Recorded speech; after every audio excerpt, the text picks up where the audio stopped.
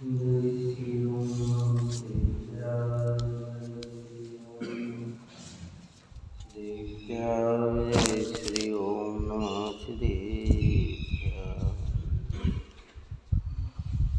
ओम जय जय जय नमस्तु नमस्तु नमस्तु मंगलम भगवान वीरो मंगलम गौतमो गणी मंगलम कुंद कुंदाध्यो जयेन्द्रमस्तु मंगलम सर्वमंगल मांगल्यम सर्वकल्याणकारकम प्रधानम सर्वधर्माणां जैनं जयतु शासनं जैनं जयतु शासनं जैनं जयतु शासनं नमः समय साराय स्वानुभूतिया चकास्ते चित्स्वभावाय भावाय सर्वभावान्तरचिदि सर्वभावान्तरचिदि सर्वभावान्तरचिदि।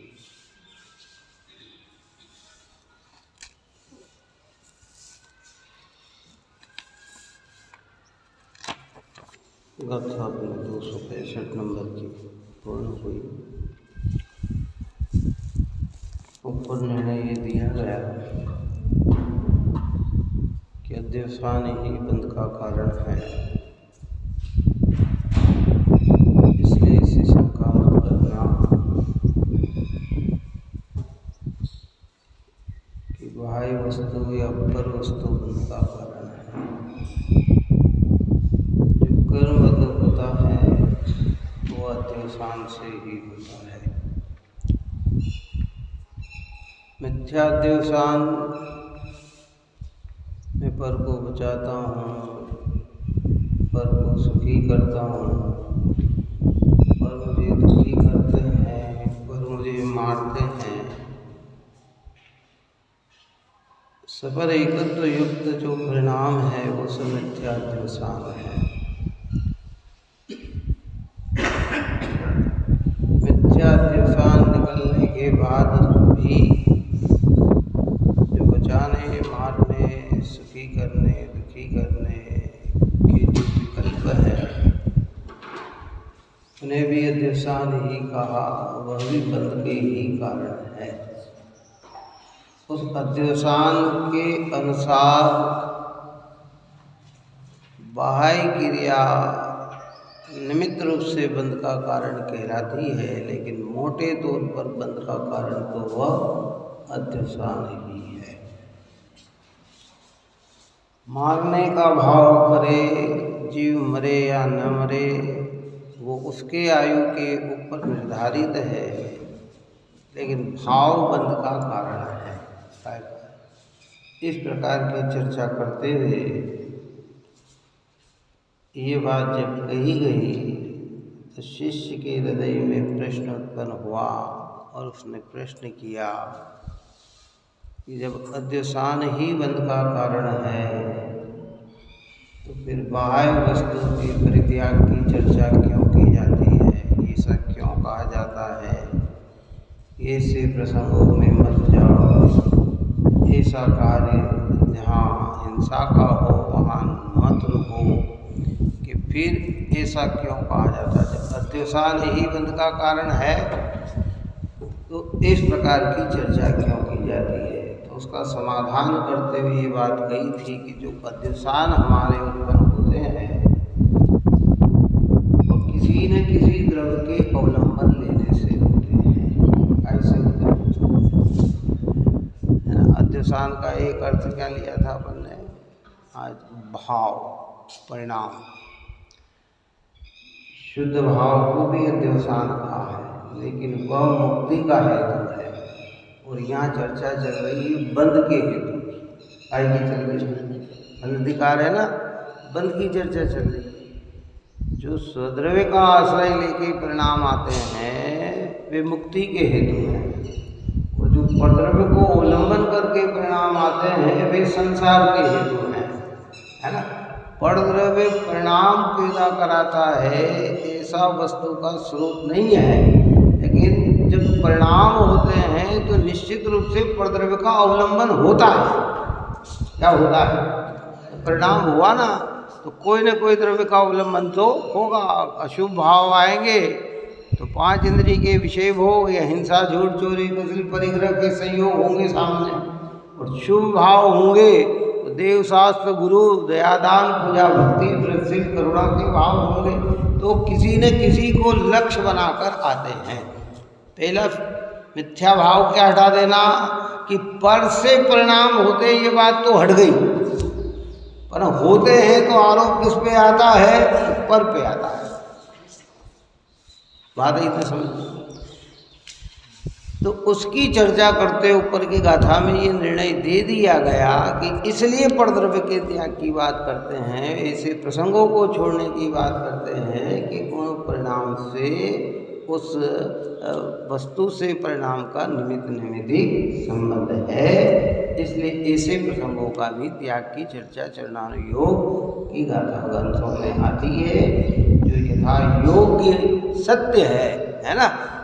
इस प्रकार की चर्चा की। अब यहाँ आगे 266 नंबर की गाथा में आचार्य देव ये बात कहते हैं, इस प्रकार बंध के कारण रूप से निश्चित किया गया अध्यवसान अपनी अर्थ क्रिया करने वाला न होने से मिथ्या है। अब यह बताते हैं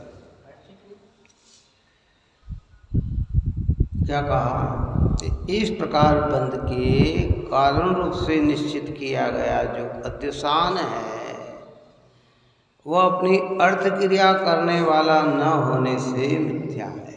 क्या मिथ्या है? अध्यवसान आपके मिथ्या हैं। क्यों मिथ्या हैं? मिथ्या मतलब झूठे हैं। क्यों?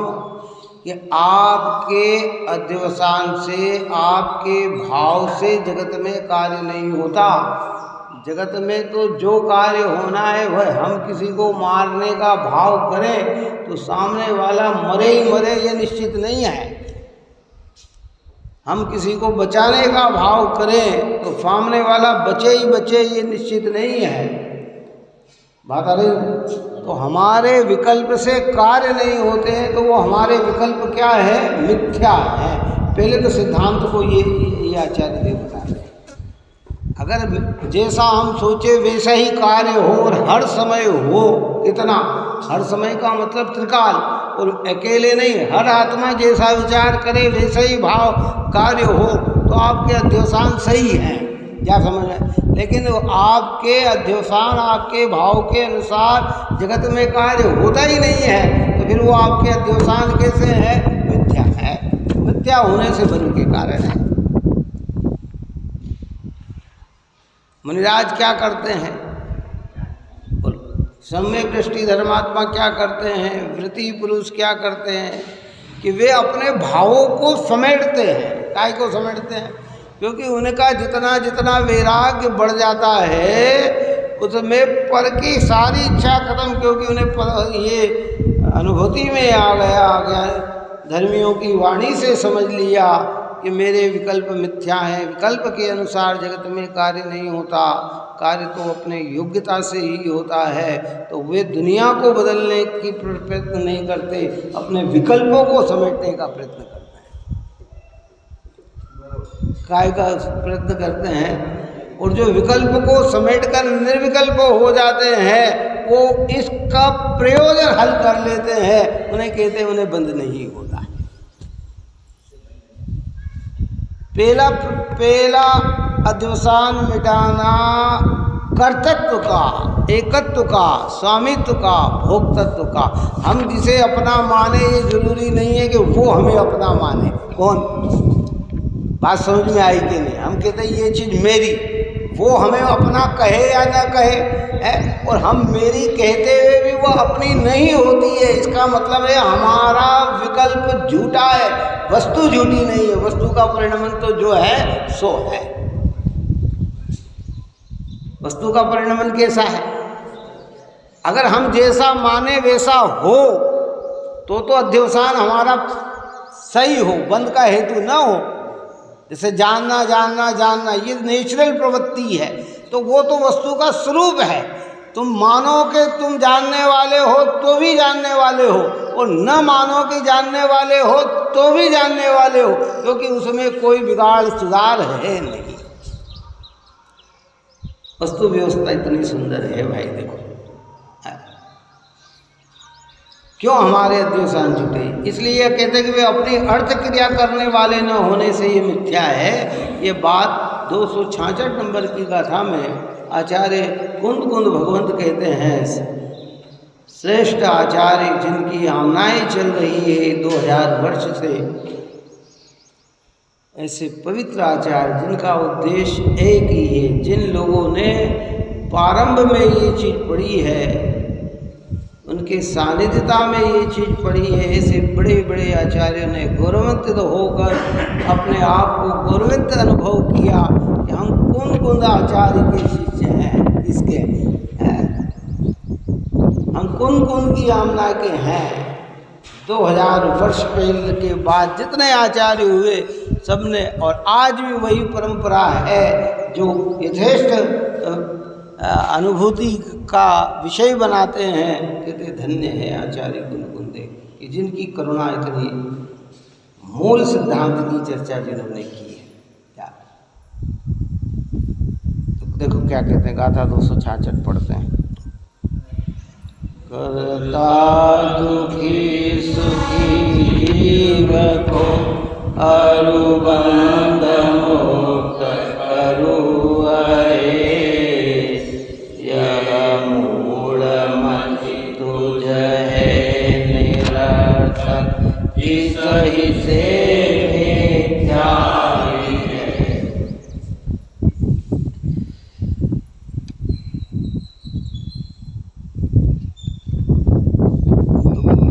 सुहिदे जीवे करेमी बंधेमी विमोचेमी, जाए वहाँ मूलमती निरर्थया फाहु है देविच्छा। करता दुखी सुखी जीव को अरुबंध मुक्त करो हरे। कहते हैं कि अरे भैया,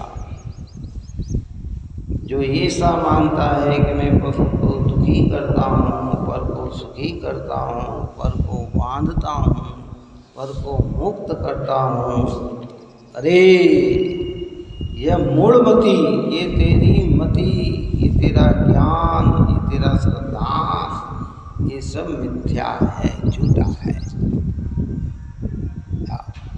निरर्थक। और कैसा है? निरर्थक, बेकार है।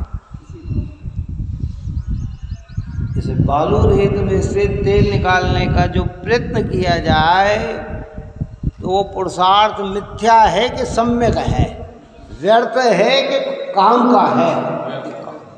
ऐसा तू स्वतंत्र जगत की व्यवस्था के जीवन मरण सुख दुख में तू कर्ता बनता है, तू विकल्प करता सोचता है कार्य हो जाएगा, कि तेरा ऐसा सोचना भी व्यर्थ है, निरर्थक है, कोई काम का नहीं।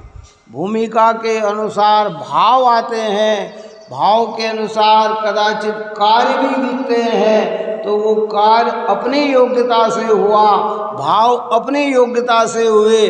भाव और योग, कार्य का योग अगर संबंध बन जाए तो निमित्त नैमित्तिक कहा, लेकिन उसमें कर्ता कर्मपना नहीं है।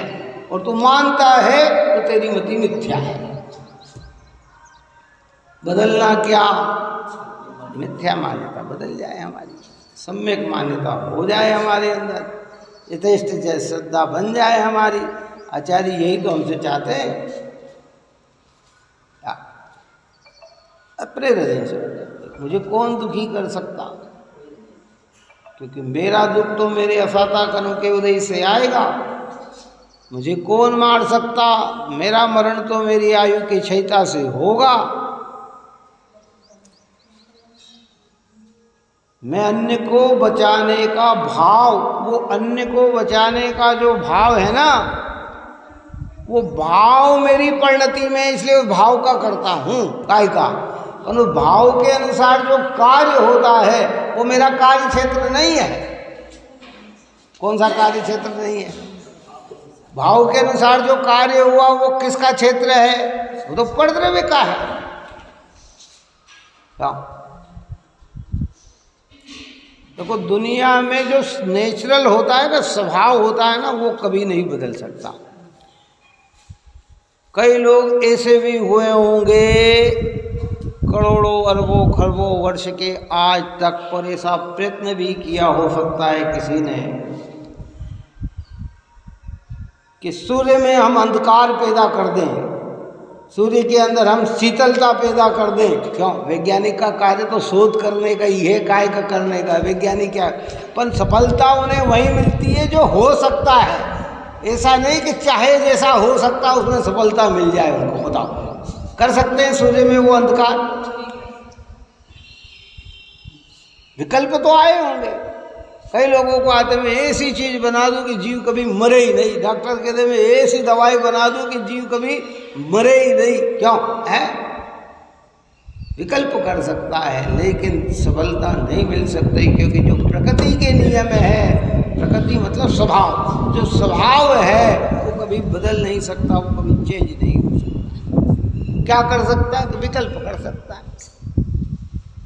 विकल्प की प्रक्रिया है। बताओ, निगोदीय जीव को आप और हम इतने जीव बैठकर, या एकेंद्रीय जीव को 1000 व्यक्ति बैठकर समझाएं कि तू भगवान है, तू भगवान है, तू भगवान है, तुझे भगवान बनना है, भगवान बनना है, भगवान बनना है। बताओ कि हमारा प्रयत्न सफल होगा कि बेकार होगा? क्या कर सकते हैं हम?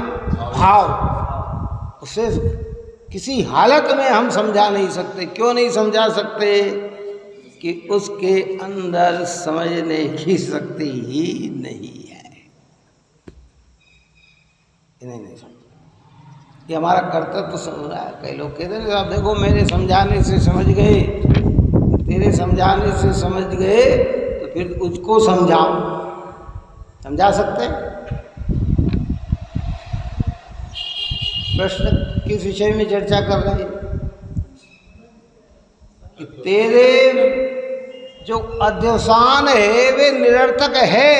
अध्यवसान के अनुसार जगत में कार्य नहीं होता। अगर जगत में तेरे अध्यवसान के अनुसार कार्य हो तो अध्यवसान तेरा सम्यक सच्चा हो जाए, लेकिन वो अध्यवसान के अनुसार जगत में कार्य होता ही नहीं है। और हो भी गया तो उसकी योग्यता में हुआ एक ही कार्य। क्यों?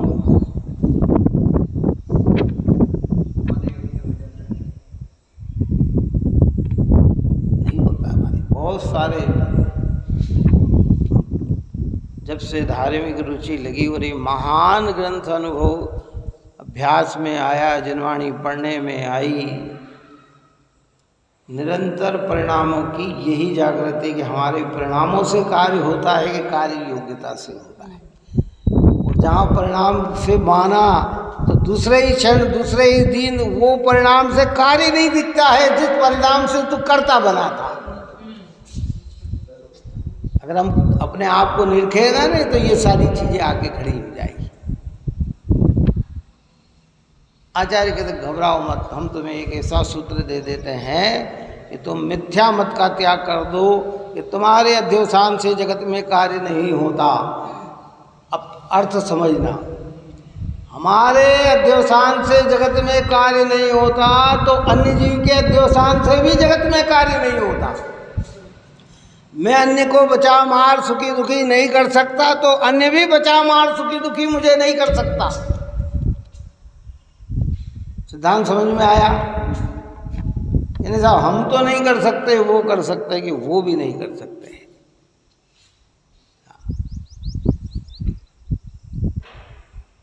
और निरंतर कुमार अगर घड़ा बना सकता है तो फिर निरंतर बनाने का आरोप आएगा उस पर। निरंतर बनाओ।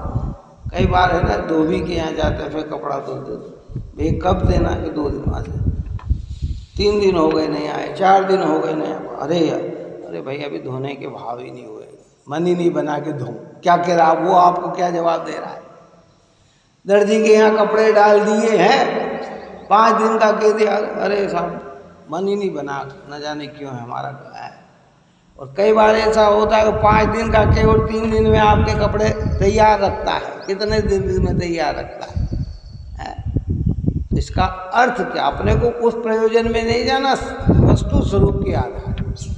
बचाने पर मरते दिखे जाते हैं और मारते हुए बचते हुए दिखे जाते हैं, सुखी करते हुए दुखी दिखे जाते हैं। कई बार ऐसी बात होती है कि समझाने जाएं और हम किसी को दृष्टांत दे दें ऐसा, वो दृष्टांत उसके लिए हावी दुखी का कारण बन जाता है। किसके कारण बन जाता है? बहुत सारे अनुभव की चीजें हैं। दृष्टांत का मतलब कोई ऐसे बता, किसी का नाम लेके कह दे, वो कहो ना साहब उनने ऐसा कहा, तो वो व्यक्ति उसके लिए दुख का कारण बन जाता वो, जबकि उसने वो बात काय के लिए कही थी? समझाने के लिए कही थी, सामने वाले के परिणाम सुधारने के लिए कही थी। क्रोध मिटाना चाहे और क्रोध भभक जाए, और क्रोध कई लोग घी में, आग में घी डाले, मतलब भभकाने का प्रयत्न करे और क्रोध शांत हो जाए। जगत में ऐसा भी होता है। इसलिए यहाँ कहते करता दुखी सुखी जीव को और बंध मुक्त करूँ, अरे ये मूढ़मती तुझे है निरर्थक, इसी से मिथ्या ही है, मिथ्या ही है, झूठी ही है कि भाई तू सारे विकल्प को समेटकर अपने ज्ञायक में समा जा, कि जहाँ तुझे बचाने का भाव भी ना आए, मारने का भाव भी ना आए, सुखी करने का भाव भी नहीं आए, दुखी करने का भाव भी नहीं आए, ज्ञायक बना रहे। ज्ञायक में आनंद है और विकल्प में दुख है। यद्यपि भूमिका के अनुसार आचार्य जगह जगह हमें समझाते हैं कि मारने का भाव तो आना ही नहीं चाहिए जेडीओ को। कितना तुम्हारी योग्यता ऐसी होनी चाहिए कि किसी जीव को हम नष्ट कर दें, किसी जीव को हम पीड़ा पहुंचा दें, हैं? तुम्हारी योग्यता में बचाने का भाव आए तो भी ये समझना कि भाव मेरे हैं, कार्य तो उसकी योग्यता के अनुसार है। और ये भाव भी मिट जाए मुनिराज को, तो फिर ये भी भाव मिट जाते हैं। 7वें गुण स्थान की दशा में क्या होता है? सिद्धोपयोग निर्विकल्प स्वरूप का वेदन, इसमें 28 मूल गुण पालने का भाव भी गौण हो जाता है और ज्ञान की आनंद की भोगता बढ़ जाती है, स्वरूप में स्थिरता बढ़ जाती है। तो कहते हैं वो निर्बंध अवस्था है। और विकल्प में आते हैं तो मुनिराज के काय का भाव आता, मारने का भाव तो है ही नहीं। कल भी कहा था ना अपन ने कि अशुभोपयोग का तो अस्तित्व ही नहीं है। किसी जीव को पीड़ा पहुंचाए, तकलीफ पहुंचाए, दुख दे, ऐसा तो उनके अंदर भाव का अस्तित्व ही नहीं है। किसी का नुकसान हो जाए, ऐसा भाव का तो अस्तित्व ही नहीं है। अब अस्तित्व है तो शुभ भाव का, पर वे जानते हैं कि भाव मेरे हैं, योग्यता तो कार्य उसकी, ऐसा समझते हुए भी प्रमाद को छोड़कर सारी क्रिया करते हैं। ऐसा नहीं कि जो मरना है तो मर जाएगा, न जो होना है तो हो जाएगा, नहीं। और बुद्धि पूर्वक सारे प्रयत्न करते हुए भी उन कार्य की कर्ता नहीं बनते। शिक्षा हमें भी वही लेना है। तो भगवान तो पूरे अपने में लीन हो गए, परमात्मा अनंत सिद्ध भगवान सिद्धालय में, और अरिहंत और सामान्य केवली विधेय क्षेत्र में साक्षात विराजमान, वे तो अपने स्वरूप में लीन हो गए। उन्हें तो कोई विकल्प नहीं, क्या जगत में कुछ भी हो उन्हें तो कुछ नहीं। हम छोड़ चले ये लोग तभी, लोकांत विराजे क्षण में जा, निज लोक हमारा वासा हो, शोकांत बने फिर हमको क्या। दुनिया में क्या हो रहा, भगवान को क्या? कुछ तो विकल्प आता होगा, कुछ तो आता होगा, कुछ का कुछ तो आता होगा। ये कुछ भी ना आए वही तो बात है। तो लौकिक दृष्टांत है, समझना। अमावस के दिन कुछ न कुछ तो चांद दिखता होगा, कुछ न कुछ तो दिखता होगा। कि कुछ न कुछ दिखे तो चांद ही नहीं है, अमावस ही नहीं है। अमावस का मतलब ही ये है कि कुछ भी न दिखे। कुछ तो विकल्प होते होंगे कि जहाँ विकल्प हो वो भगवान ही नहीं है, जहाँ विकल्प ही नहीं है वही भगवान है। इन्हें सब कुछ तो होगा, कुछ नहीं भाई। राग का अंश मात्र भी अगर सद्भाव है तो केवल ज्ञान उत्पन्न नहीं होता, परमात्मा नहीं बनती। अब चाहे वो बचाने का ही क्यों ना हो, सुखी करने का ही क्यों ना हो, है लेकिन भाव ही नहीं, विकल्प नहीं, छोड़ चले। लोक तभी लोकांत विराजे क्षण में जा, लोक के अंत में जाके क्षण में विराजित हो जाते हैं। और निज लोक हमारा वासा हो, कि अपने ही स्वभाव लोक में अपने ही अस्तित्व में रहते हैं। शोकांत बने फिर उनको क्या, कि सारा जगत में शोकांत हो जाए तो भी उनको क्या है।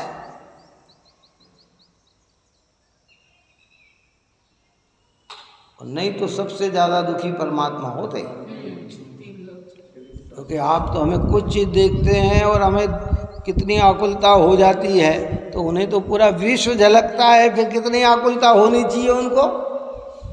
क्यों यहाँ बैठे बैठे कोई कार्य कर रहा है ना, अपने को नहीं सुहा रहा है तो अपन आकुलित आकुलित आकुलित हो रहे हैं, इतना सा झलका और आकुलित हो रहे हैं। तो अच्छा, जगत में जैन धर्म को मानने वाले की संख्या कितनी, चतुर्थ काल में भी हो तो भी बताओ कितनी संख्या। आज तो चलो तीर्थंकर का अभाव है, अगर चतुर्थ काल में तीर्थंकर का सद्भाव भी हो और आज भी विदेश क्षेत्र में सद्भाव है और यहाँ भी है, फिर भी जैन धर्म को मानने वाले की संख्या कितनी है? 1-आधा% तो होनी चाहिए, है 1% भी नहीं, 1% भी नहीं।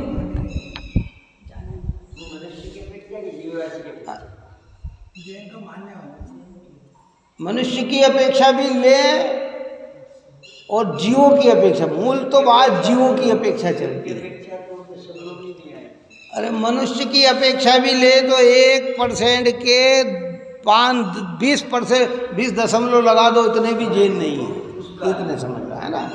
हाँ, और अगर जीव राशि की अपेक्षा लेकर लगाओ तो अरबों शून्य लगा दो, कितना 1% के आगे अरबों शून्य लगा दो, इतने जीव भी जैन धर्म को मानने वाले नहीं। जीव राशि इतनी है, क्या करे जीव बताओ। और अगर 1% जीव जिन धर्म को मानने वाले रहे तो फिर 608 जीव मोक्ष नहीं जाते, फिर तो संख्या ज़्यादा होती, 6 महीने 8 समय में जाने है। लेकिन करें क्या, जितना है उतनी जो व्यवस्था है, संसार की दशा ऐसी। बचाने के भाव जीव करता है, बचना ना बचना, इसलिए उसमें कर्तव्य नहीं करना। हम चाहे जैसा परिणाम बन जाए, हमने जीव को बचाना चाहा, जीव बच गया तो वहाँ अपने विकल्प को समेट लेना कि मेरे बचाने से नहीं बचा।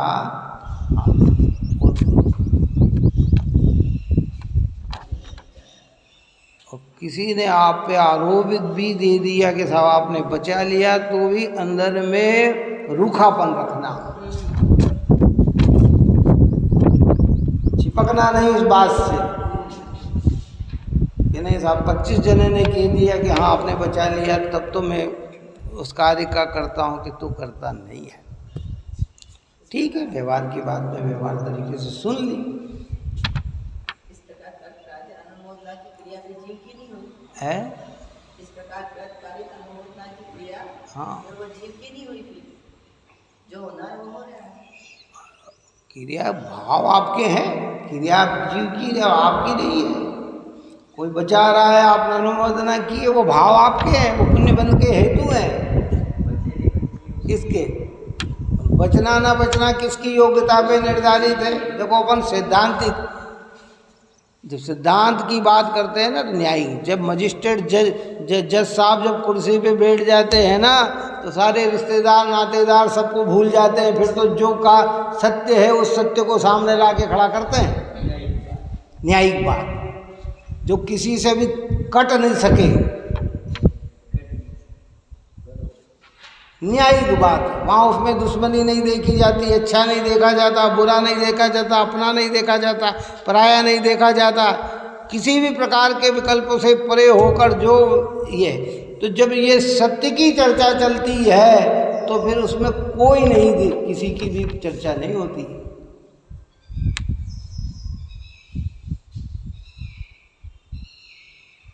जब हम किसी को मार नहीं सकते तो हम किसी को बचा भी नहीं सकते। जब हमें कोई बचा नहीं सकता तो कोई हमें मार भी नहीं सकता, हमको कोई दुखी भी नहीं कर सकता। इसी सिद्धांत को तो हृदय गम्य करते हुए ज्ञानी जंगल की ओर चले जाते हैं। काय के लिए जंगल की ओर जाते हैं? क्योंकि उन्हें कहा कोई मुझे कर ही नहीं सकता है ना। मैंने उस रोज कहा था ना, आचार्य कुंद के जीवन में 11 वर्ष की उम्र में दिगंबरत्व अंगीकार किया।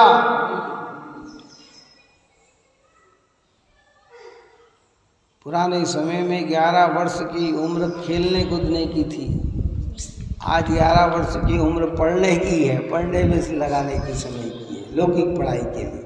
पहले तो क्या खेलते ही रहते थे, खेलते ही रहते थे, खेलते ही रहते थे। कहाँ 11 वर्ष की उम्र के अंदर जिन्होंने दिगंबर अंगीकार किया,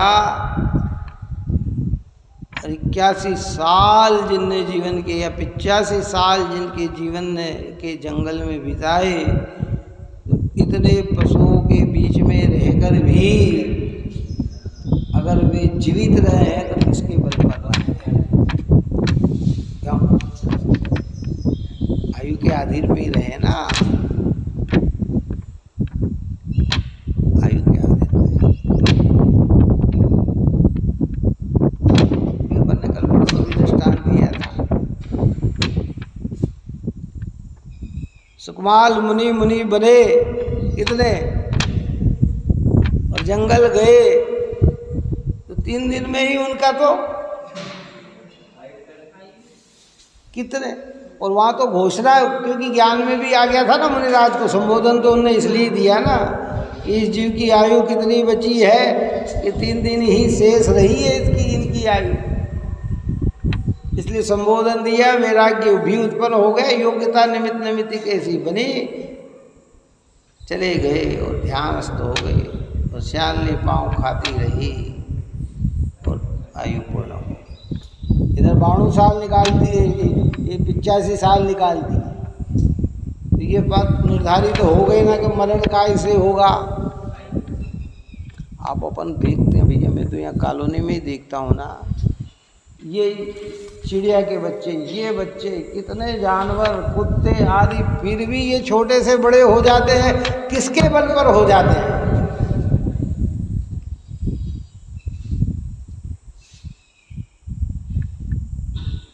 ऐसा नहीं चिड़िया का बच्चा एक दिन में बड़ा हो जाता है, इसको भी महीना लगता है उड़ने के लिए, है फिर भी जीवित है। इतने दिखते हैं, पशु पक्षी दिखते हैं,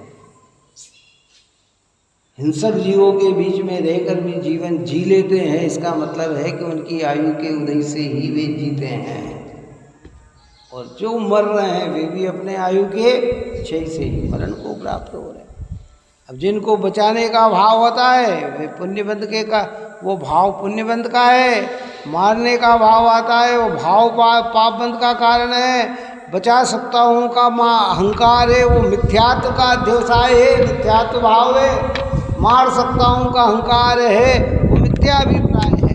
मिथ्याभिप्राय भी बदले और अध्यवसान भी बदले, कि हमें न बचाने का भाव आए, न मारने का भाव आए, काय का भाव आए कि क्या। इसलिए सम्यक दृष्टि धर्मात्मा को दृष्टि में ज्ञायकपना प्रकट हो जाता है। इसलिए दृष्टि में बचाने मारने के विकल्प से भी दूर है।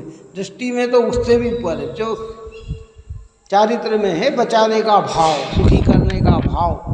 कुंद आचार्य देव ने ये ग्रंथ लिखा, सारे जगत के जीव सुखी हो जाए। इस परम पवित्र धर्म को सुनकर, समझकर, पढ़कर सब लोग अतीन्द्रिय आनंद का भोग ले, ऐसा लक्ष्य में रखकर ये ग्रंथ लिखा। तो आचार्य समझते थे कि मैं मेरे भावों का ही करता हूँ, कार्य तो सारे जगत के जीव का अपनी योग्यता से होगा। और वे भी अगर कर्तव्य तो रखते तो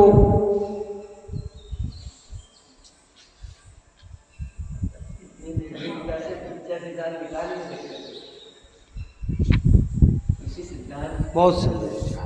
देखो हे भाई, बहुत प्रेम से समझाते हैं आचार्य देव, हमें बहुत करुण भाव से समझाते हैं। कई बार शब्दों में इतना रहस्य होता है, अपन जाते हैं सब गए इतने प्रेम से बोले कि हमें बड़ा बड़ा मन हमारा गदगद हो गया। काहे से गदगद हो गया भाव आपका मन? अच्छा न खिलाए न पिलाए कोई बात नहीं, शब्द ही आपने ऐसे बोले कि आदमी कैसा हो गया कि गदगद हो गए।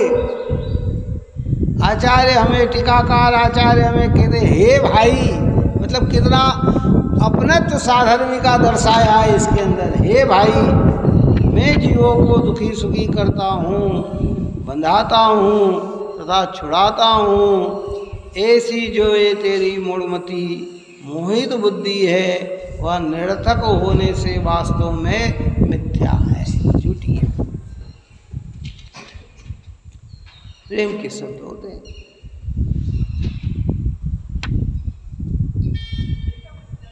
सरल शब्द। आचार्य को भी शब्दों में कठोरता वहाँ वापरते हैं कि बार बार समझाने पर भी जीव समझ नहीं पाता है और अपना समझाने का प्रयत्न करते और उपयोग नहीं लगाता है, तो उसके लिए कह देते कि हे मूढ़, ऐसा भी शब्द कह देते। लेकिन प्रारंभिक भूमिका का शब्द कैसा होता है? हे भाई।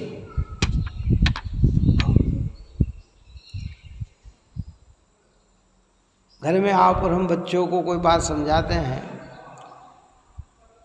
तो प्रारंभिक स्तर पर कैसे समझाते? पहली बार कोई बात कहना हो, बेटा पानी लिया तो, या बेटा ये कार्य कर दे तो, और वो बच्चा नहीं करता, फिर कह देना। फिर आखिर में पिता को क्या आता है? क्रोध आता है। क्रोध का मतलब क्या? फिर उसको नालायक समझ नहीं रहा, ऐसा शब्द का प्रयोग होता है। काय का आता है? पहली भाषा कैसे?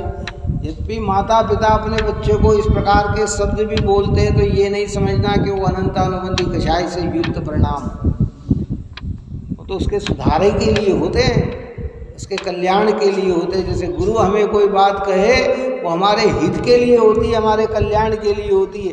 अगर हम सरलता से नहीं समझते हैं तो कई बार उनको अपनी वाणी में कटुता भी लाना पड़ती है। किसके लिए? शिष्य के प्रति, अन्य के प्रति नहीं, जगत के प्रति नहीं, अन्य मतों के प्रति नहीं। लेकिन फिर भी वे समझते हैं कि विकल्प के अनुसार कार्य नहीं होते, कार्य तो उसकी योग्यता से ही होता है।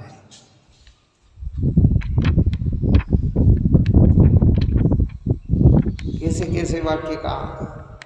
हे मूढ़मती, है दुष्ट हृदयी, ऐसे शब्द का भी प्रयोग कर देते आचार्य।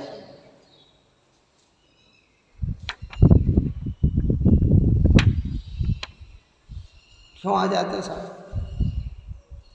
तो भयंकर कषाय होगा कि कषाय का परिणाम नहीं है। आप और हम जब अध्ययन करेंगे तभी समझ में आएगा कषाय का लेवल कैसा होता है, अनंतानुबंधी का लेवल कैसा होता है, अप्रत्याख्यान का लेवल कैसा होता है, प्रत्याख्यान का लेवल कैसा होता है, संजनन का लेवल कैसा होता है। हमें तो एक क्रिया दिखती है बस। अभी उस दिन दृष्टांत क्या दिया था अपन ने? 4-5 दिन पहले दिया था दृष्टांत। बोलो, सास बहू के बीच में कौन सा दृष्टांत दिया था? दिया था?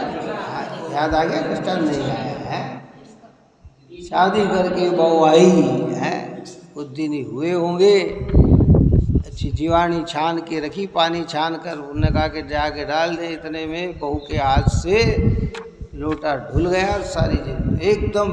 सासू जी क्या हो गई है, उनको समझ नहीं आई।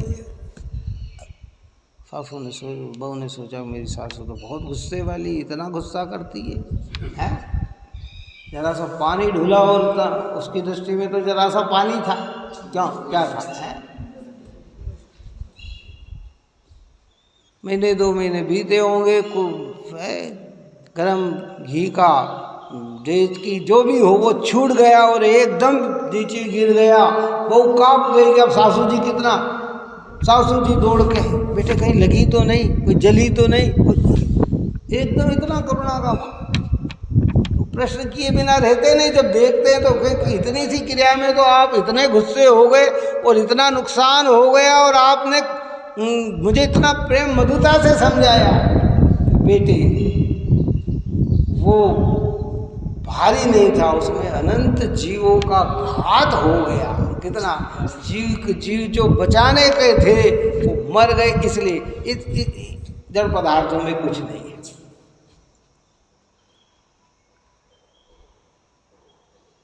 व्यवस्थित व्यवस्था तो ये है। देखने वाले क्या देखेंगे, आंखों से दिखेगा तो ये। ऐसे आचार्य, कभी हम आचार्य जहाँ पठन पाठन कर रहे हो, बहुत अच्छा उनका संग जमा हुआ हो, पठन पढ़ा रहे हो या उपाध्याय पढ़ा रहे हो, शिष्य ने तो उसको फटकार भी देते तो हमारे कितने गुस्सेले हैं कि गुस्सेले नहीं हैं।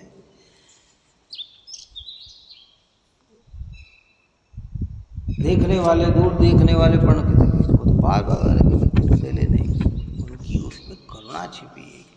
क्योंकि एक बार समय जो निकल जाता है वो लौट के नहीं आता। जो शब्द पढ़ के निकल गए वो लौट के नहीं आते। अगर तुमने शब्द की ओर ध्यान नहीं दिया तो शब्द निकल गए, और कहीं अर्थ का अनर्थ समझ लिया तो महान महान नुकसान हो जाएगा। तो उनके अंदर वो कारुण्य बसा हुआ है, दया बसी हुई है उनके अंदर। जीव काय का करता, भाव का करता।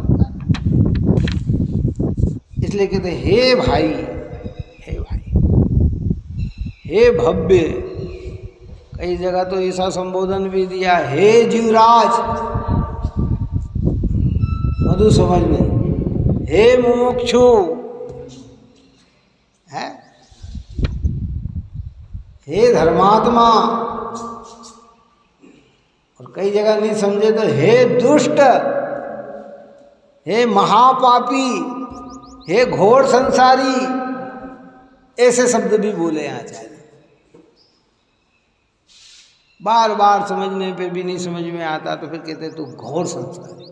पुण्य पाप की भेदता को समझाते हुए, पुण्य पाप को दोनों को अभेद समझाते, एक रूप और एक कारण में लाके खड़ा करने के बाद भी जीव पुण्य से निर्बंध मानता है और पाप से बंध मानता है। पाप को संसार का कारण जानता है और पुण्य को मोक्ष का कारण जानता है। यही आचार्य कुन कहते हैं प्रवचन सार में कि तू पुण्य पाप में भेद करता है, अलग अलग करता है, तो तू घोर संसारी। अब वो कि सब पुण्य को में भी घोर संसारी के देखा। वस्तु स्वरूप का सिद्धांत तुझको अगर तू सही नहीं समझता है तो संसार तो अनंत रहेगा ही, उसमें कोई बड़ी बात थोड़ी है। और श्राप दे दिया कि श्राप नहीं दे दिया, वस्तु स्वरूप की ऐसी बात है। टीका कहते हैं 5-7 मिनट और लेके पूर्ण करते हैं। मैं पर जीवों को दुखी करता हूँ, एक एक शब्द को ध्यान से पढ़ना है। सुखी करता हूँ इत्यादि तथा बंधाता हूँ, छुड़ाता हूँ इत्यादि जो ये द्विषान है, तो सब ही पर भाव का पर में व्यापार न होने के कारण अपनी अर्थ क्रिया करने वाला नहीं है। इसलिए मैं आकाश का पुष्प तोड़ता हूँ, ऐसे द्विषान की भांति मिथ्या रूप है। मात्र अपने अनर्थ के लिए ही है, अर्थात मात्र अपने लिए ही हानि का कारण होने से पर का तो कुछ कर नहीं सकता। ये जो तेरा अध्यवसान है ना, ये झूठा है, क्योंकि तेरे अध्यवसान के अनुसार दुनिया में कार्य है ही नहीं। कि भाई छोटे व्यक्ति के अर्थ अध्यवसान के अनुसार कार्य नहीं है, पर बड़ा व्यक्ति अध्यवसान करे तो कार्य हो सकता है। क्यों कर हो सकता कि छोटा करे तो भी नहीं होता और बड़ा करे तो भी नहीं, क्योंकि आकाश में पुष्प ही नहीं होता तो ना छोटा व्यक्ति तोड़ सकता है ना बड़ा व्यक्ति तोड़ सकता है। क्यों? इससे अध्यवसान के अनुसार कार्य होते ही नहीं है।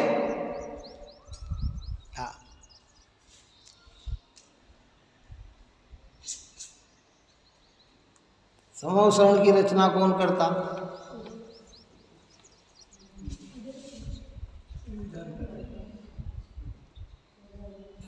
इंद्र करता। सोदन में इंद्र कुबेर को आज्ञा देता है। नगरी की रचना कुबेर करता है। कौन करता है? तो व्यवहार तो ऐसे ही कहते कुबेर करता है, पर कुबेर कर नहीं सकता नगरी की। जब तक इतना पुण्यशाली जीव उत्पन्न न हो तब तक उसके भाव होते ही नहीं है।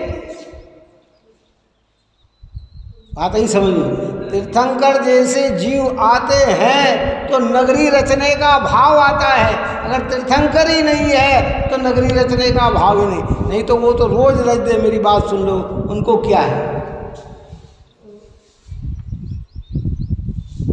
व्यवहार ऐसे ही थे। किसने नगरी की रचना करी? कि कुबेर ने रचना कर दी। उनने कहा, उनको ऑर्डर दिया, धन की वर्षा करो, रत्नों की वर्षा करो। पुण्य है तो रत्नों की वर्षा होती है, पुण्य ही नहीं हो तो रत्नों की वर्षा भी कहाँ से हो? है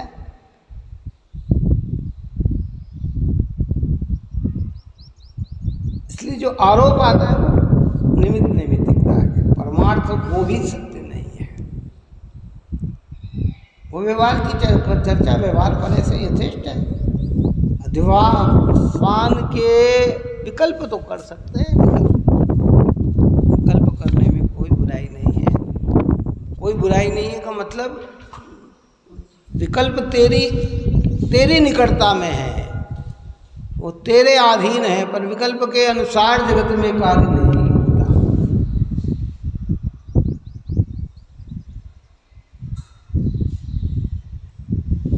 कर्ता भाव को मिटाए, बस ये समझकर धीरे धीरे हमारा कर्ता भाव मिट जाए, है ना। ज्ञाता भाव प्रकट हो जाए। ज्ञाता भाव प्रकट होकर ज्ञाता भाव में ही जम जाए। बारेल जी की भाषा में कहें तो ज्ञान में ही जम जाए, रम जाए, ठहर जाए, कार्य की सिद्धि।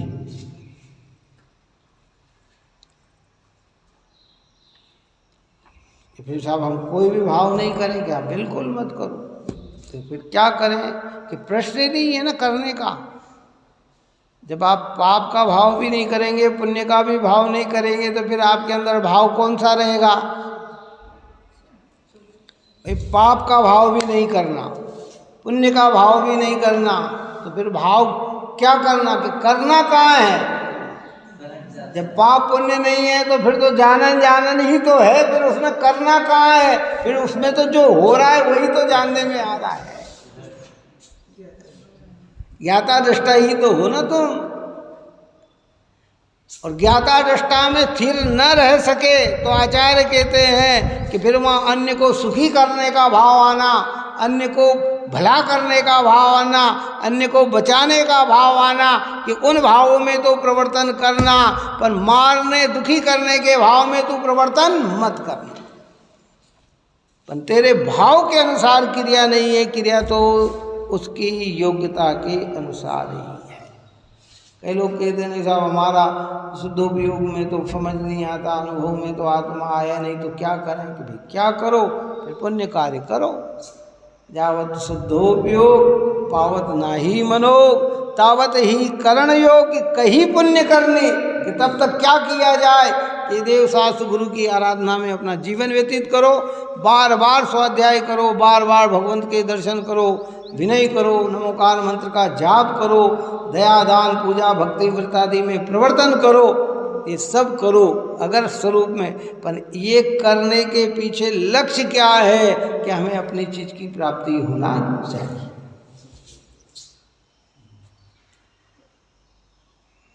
नहीं सब आपने तो फिर दोनों समान कह दिया कि हम बचा भी नहीं सकते, हम मार भी नहीं सकते, हम सुखी भी नहीं कर सकते, हम दुखी भी नहीं कर सकते, हम तो क्या, पर हमारा ज्ञाता दृष्टा में नहीं है, तो फिर हम तो दुखी करने में मन है, तो फिर कोई बात नहीं, तुम दुखी करने का विचार कर सकते हो। दुखी तो सामने वाला अपने पाप कर्म के उदय में ही होगा, पर जो दुखी का विकल्प आया ना, वो तुम्हारी कषाय कौन सी है, संक्लेश है कि विशुद्ध है, और संक्लेश परिणाम से बंधन कैसा होगा। ये जितने भी एकेंद्रीय विकलेंद्रीय पर्याय दिख रही है, ये शुभ भावों का फल नहीं है।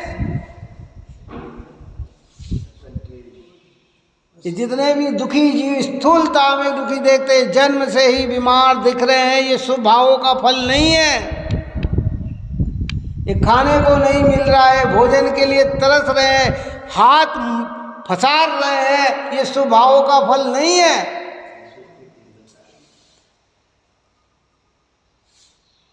सुखी करने का भाव कभी प्रतिकूलताएं नहीं देता, और दुखी करने का भाव कभी अनुकूलताएं नहीं देता।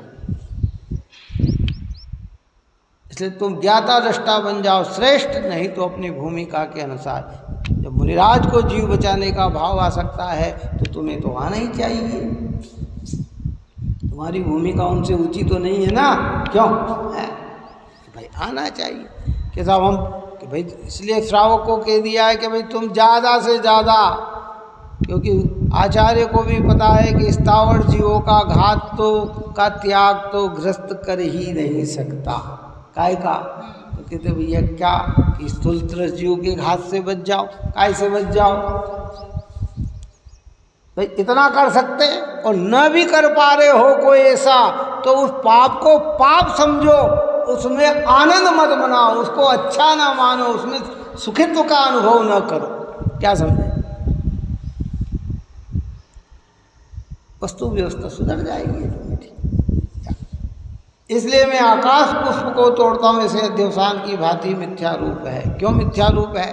कोई कल्पना करता, देखो वो अपन ने कहा ना, कल्पना तो न जाने काय काय की जा सकती है। जैसी कल्पना, जिसका जैसा हृदय होता है ना वैसा।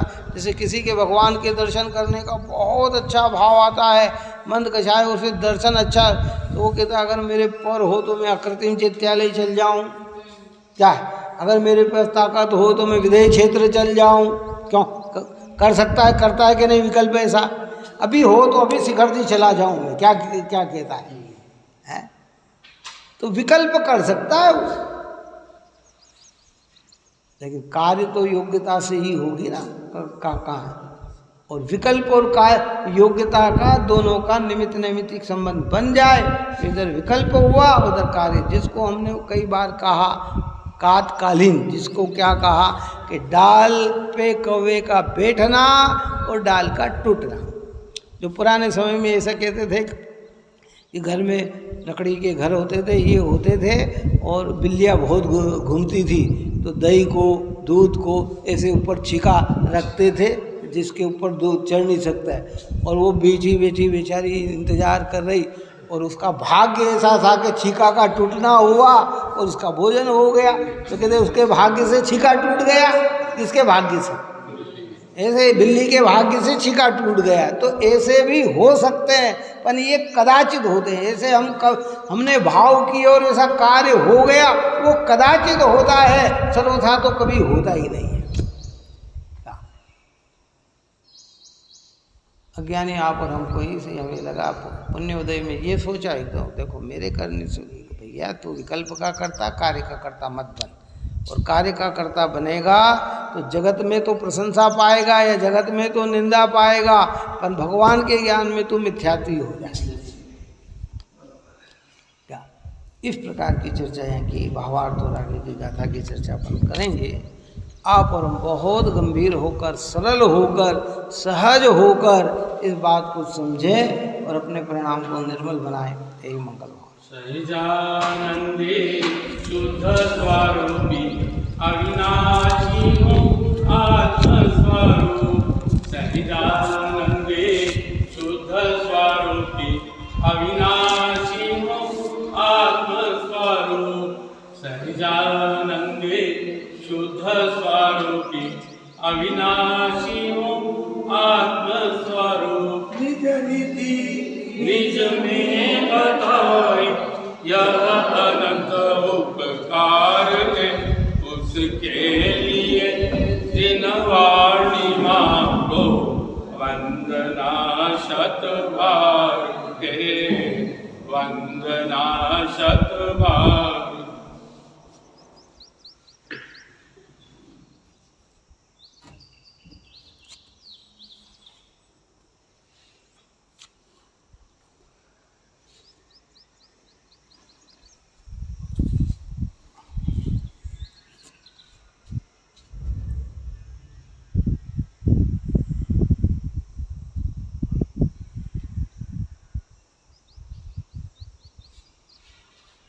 रावणी के ज्ञान से सूझे लोकालो, तो वाणी मस्तक नमो सदा दे तुमको।